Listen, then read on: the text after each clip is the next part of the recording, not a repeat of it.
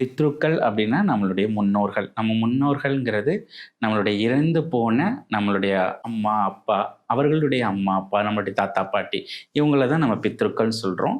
இவங்க தான் நம்மளுடைய மூதாதையர்கள். இவங்க தான் நம்மளுடைய முன்னோர்கள். எல்லாருமே ஒண்ணு தான். சாபம்ங்கிறது வந்து அவங்க வாயால குடுக்கணுங்கிறது அவசியம் இல்ல. இப்போ உங்களுடைய பாட்டியோ, தாத்தாவோ, நம்மளுடைய இறந்து போன யாரோ நம்மளுடைய உறவுகள் இருப்பாங்க.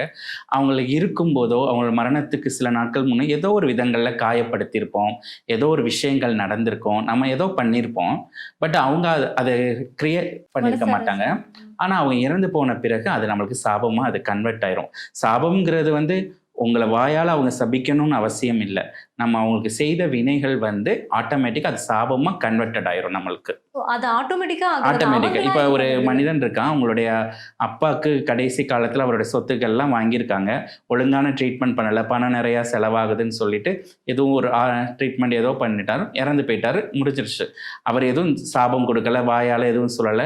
நல்லா தான் போய்க்கிட்டு இருக்கும். திடீர்னு பிசினஸ் வந்து லாஸ் ஆகும். என்னன்னா, இவருடைய பணத்துல இவருக்கு உதவி செய்யாதனால ஆட்டோமேட்டிக்கா அந்த பிரபஞ்சமே அது சாபமா கன்வெர்ட் பண்ணிரும். இதுதான் நம்மளுடைய பித்ரு சாபம்ங்கிறோம்.